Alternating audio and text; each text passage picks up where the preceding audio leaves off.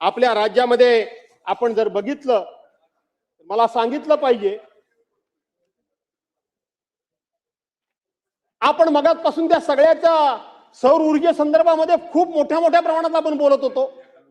काय झालं सौर ऊर्जेचं पंपाचं? काय आहे घोषणा? मागेल त्याला शेततळ, एक घोषणा होती. तसं मागेल त्याला सौर ऊर्जा पंप, मागेल त्याला. जरा आकडेवारी काढायला सांगा.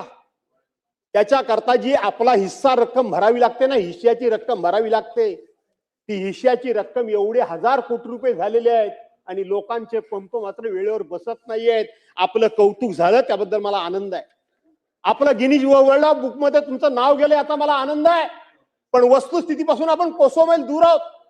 अनेकांनी, लाखो लोकांनी, करोडो लोकांनी हे पंप मागितलेले आहेत. आपण तेवढा सप्लाय करू शकत नाही, पण त्यांच्याकडून मात्र त्यांच्या हिश्श्याची रक्कम आपल्या ताब्यात घेऊन आपण मात्र गब्बर झालो आहोत आणि ते पैसे आपण वापरतो आहोत. काय झालं 1 रुपयाच्या पीक विमा योजनेचं? 1 रुपयामध्ये आम्ही शेतकऱ्यांना पीक विमा योजना देतोय, 1 रुपयामध्ये देतोय, 1 रुपयामध्ये देतोय. अख्खा शेतकरी खुश झाला आणि आम्ही देखील फार मोठा आपली पाठ आपल्या हाताने बडवून घेतली. 1 रुपया पीक योजना आज सरकारनंच बंद केली. आम्ही विरोधक म्हणून बोलत नाही, अण्णा सरकारनंच बंद. का बंद केली? एवढी जर चांगली योजना होती, एवढी जर लोकप्रिय योजना होती, तर तुम्ही ही योजना बंद का केली? पण त्या 1 रुपयाच्या नावाखाली 12,000 कोटी रुपये तुम्ही जमवलेत. 12,000 कोटी रुपये, आणि शेतकऱ्याला 12 रुपये सुद्धा मिळाले नाहीत. शेतकऱ्याला 12 रुपये सुद्धा मिळाले नाहीत. ते 12,000 कोटी रुपये मात्र त्या विमा कंपन्यांच्या, दलालांच्या आणि विमा कंपन्यांच्या खिशामध्ये गेले. शेतकऱ्याच्या वाट्याला मात्र काहीच आलं नाही. आणि मग ते काही आलं नाही, त्याच्यानंतर सरकारने एक घोषणा केली. काय घोषणा केली सरकारनं? किती लोकांना फसवणार तुम्ही? सरकारनं त्या विमा योजनेच्या पोटी इथं सांगितलं, म्हणजे महत्वाकांक्षी योजनेमध्ये अधिवेशनमध्ये माननीय मुख्यमंत्री महोदय यांनी घोषणा केली आणि त्या अनुषंगानं मंत्रिमंडळाच्या बैठकीमध्ये ठराव झाला. आम्ही शेतकऱ्यांकरता कृषी समृद्धी योजनेला मान्यता देत आहोत. कृषी समृद्धी योजना आम्ही मान्यता देत आहोत आणि त्याच्यामध्ये 6,000 कोटी रुपये आम्ही शेतकऱ्यांना वाटणार म्हणून सांगणार. बरं झालं तुम्ही आलात मामा. तुमच्यामध्ये हिम्मत मला सांगा की 6,000 कोटीचा प्रस्ताव तुमचा मंत्रिमंडळासमोर गेला होता की नाही? आणि 6,000 कोटीच्या प्रस्तावाकरता तुम्ही मंत्री महोदय म्हणून माननीय मुख्यमंत्री महोदयांना पत्र पाठवलं होतं की नाही? आणि याच्या उपर पाठवलं. प्रामाणिक मंत्री एकतरी आहे आणि म्हणून याच्या उपर त्यातला तुम्ही 1 रुपया तरी बजेटमध्ये तरतूद तुमची झाली का?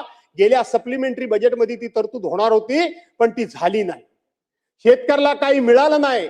तुम्ही बोट पुढची दाखवून काय उपयोग होणार नाही. घोषणा कधी केली? बघ, घोषणा कधी झाली? आकर्षक घोषणा करायच्या आणि लोकांना सरळ सरळ फसवायचं. या योजनेतलं तुम्ही काय सांगितलं?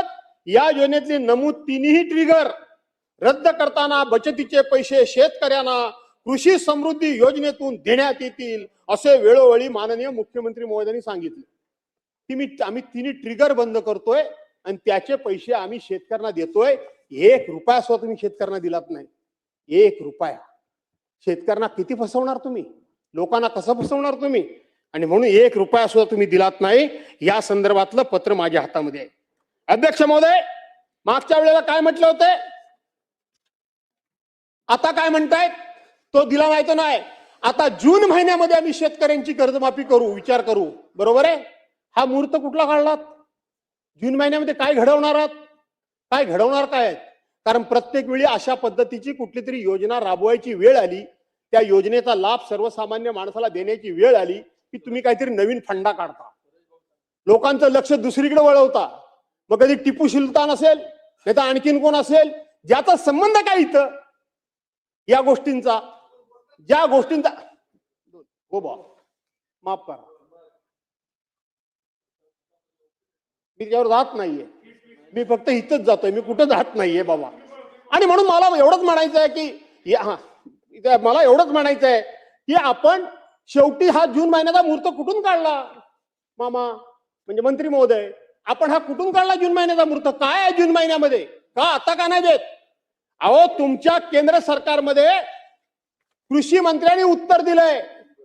गेल्या वेळेला अवकाळी पाऊस पडला, तुम्ही फिरलेले मी माझ्या डोळ्यानं बघितलंय. त्यातल्या त्यात मराठवाडा अख्खा धोपून निघाला, खरडून निघाला, त्यांच्या जमिनी नापीक झाल्या. तुमचा प्रस्तावच नोव्हेंबर महिन्यात गेला नव्हता. हे अधिवेशनामध्ये केंद्रीय कृषी मंत्र्यांनी सांगितलं की महाराष्ट्र सरकारचा प्रस्ताव अजून आमच्याकडे आलेला नाही. आजतागायत केंद्र सरकारनं तुम्हाला मदत 5 पैशाची केली असेल तर या सभागृहामध्ये सांगा. काय शेतकऱ्यांबद्दल तुम्हाला प्रेम आहे एकदा कळू द्या. शेतकऱ्यांच्या भावनेचा, शेतकऱ्यांच्या भावनेशी खेळण्याचा आणि त्या भावनेशी खेळून स्वतःचं राजकारण करण्याचा तुम्ही फक्त प्रयत्न करता आहात. सांगा तुम्ही की यामध्ये तुम्ही कधी हा प्रस्ताव दिला आणि केंद्र सरकारनं तुम्हाला एक तरी पैसा दिला काय म्हणून सांगा. मी या ठिकाणी कर्नाटकच्या विषयामध्ये जात नाही. सगळ्या ठिकाणी मी या ठिकाणी आणलंय. आज आपण जर बघितलं तर मागील भाषणात माझे मुख्यमंत्री महोदयांनी प्रशिक्षण योजनेच्या उपलब्धता योजनेअंतर्गत 1,32,000 पेक्षा अधिक युवकांनी प्रशिक्षण घेतलं असं सांगितलं. 2024-25 मध्ये 10 लाख युवकांना प्रशिक्षित करण्याचा ध्येय ठेवला आहे.